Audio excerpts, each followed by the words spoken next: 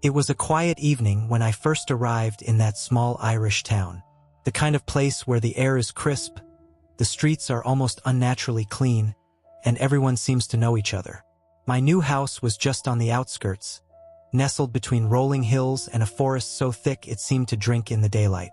The drive had been uneventful, just 30 minutes from the last gas station, with winding roads lined by stone walls and sprawling fields. When I finally pulled up to the house, I felt a strange mix of relief and unease. It was everything I'd hoped for. A charming, two-story home with a wraparound porch, ivy creeping up its stone walls, and a view of the forest from the back. But there was something about the stillness that felt off. The first thing I noticed was the quiet. Not the peaceful quiet I'd expected, but an unnatural silence, like the world around the house was holding its breath. Even the birds seemed hesitant to chirp. I shook it off, chalked it up to nerves, and got to work unpacking. The movers had done most of the heavy lifting earlier that morning, so it was just a matter of unloading my car. Box by box, I filled the house with my belongings, each one making the space feel a little less foreign. The interior was surprisingly modern for a house that looked so old. Hardwood floors, exposed beams, and a kitchen that gleamed with stainless steel. It was cozy, in a way that made me think of winter nights by the fireplace. But every now and then, I'd catch myself glancing toward the darkened corners of the rooms, feeling like something might be lurking just out of sight. By the time I finished unpacking, the sun had dipped below the horizon, painting the sky in shades of orange and purple. I made myself a cup of tea, stepped onto the porch, and breathed in the cool evening air. It was peaceful, I told myself. This was what I'd wanted. A fresh start, far from the noise and chaos of the city. But as I stood there, I couldn't shake the feeling that I wasn't alone. I glanced toward the forest, its shadows growing deeper as night fell. For a brief moment, I thought I saw movement, a flash of something pale among the trees. But when I squinted, it was gone, swallowed by the darkness. I laughed at myself, feeling silly. "It's just your imagination," I muttered. That night, the house creaked and groaned as old houses do. I tried to ignore it, telling myself it was nothing more than settling wood. But as the hours passed, the sounds grew louder. It wasn't just creaking anymore. It was rhythmic, deliberate, like footsteps.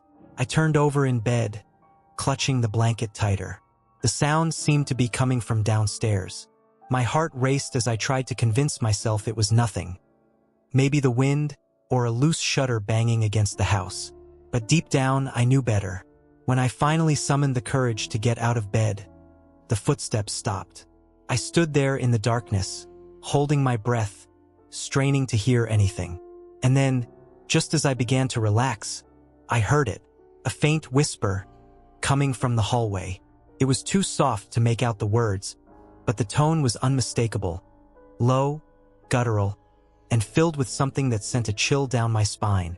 I didn't move, couldn't. The whispering grew louder, closer, until it sounded like it was just outside my bedroom door. And then, as suddenly as it had started, it stopped. The silence that followed was deafening. I stood frozen, staring at the door, half expecting it to burst open. But it didn't. Slowly, I backed away, my hands shaking. I didn't sleep that night.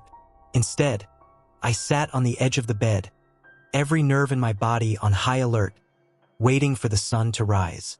I told myself it was nothing, just the stress of moving, my imagination playing tricks on me.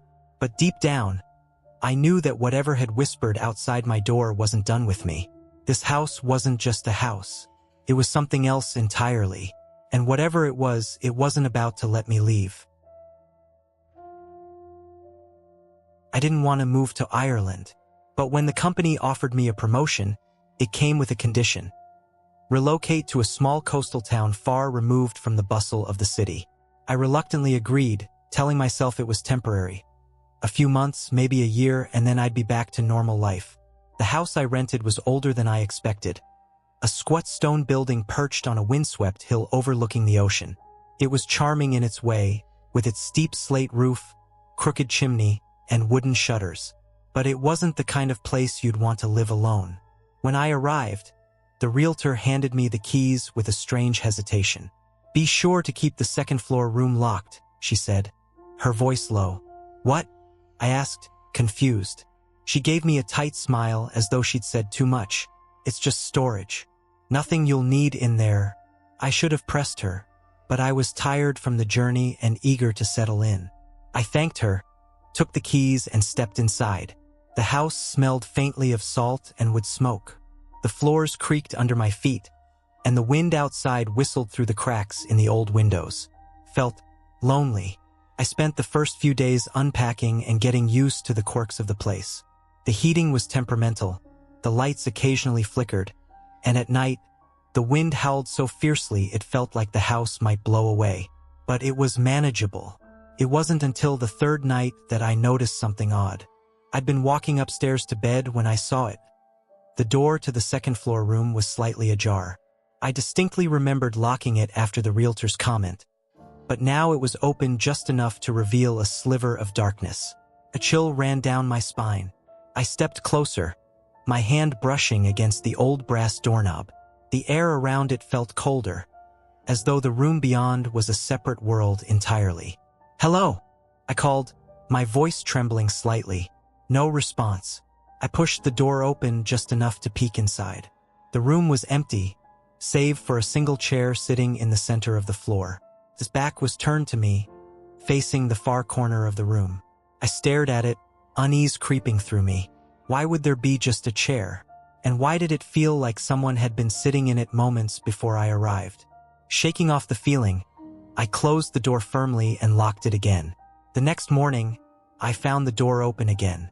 This time, the chair was facing the window. My stomach tightened as I stood there, staring at the room. Something about the chair's placement felt deliberate, purposeful, like it was watching something or someone. I decided not to touch it.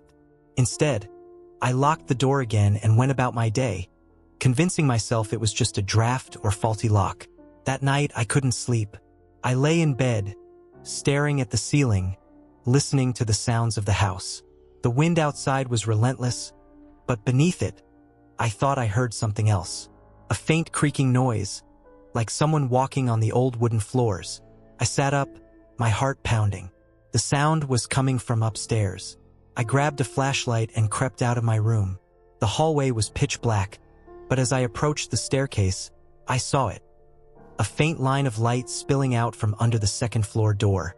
The door was open again. My hand shook as I reached for the doorknob. When I pushed the door open, the chair was now facing me, sitting in the center of the room like it had been waiting. And then I saw it.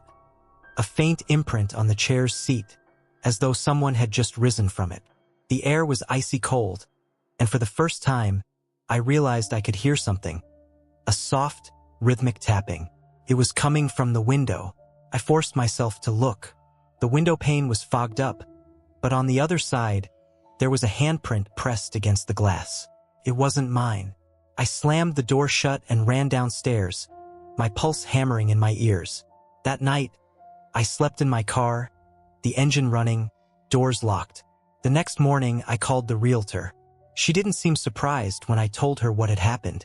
The previous tenant, she said quietly, used to sit in that room for hours, staring out the window. They claimed they could see things, something in the fog. I didn't let her finish. I packed my belongings and left that house for good. But even now, weeks later, I can't stop thinking about the chair. I can't stop wondering who or what had been sitting there. And sometimes, when I'm alone, I swear I hear faint tapping, just beyond the edge of my hearing.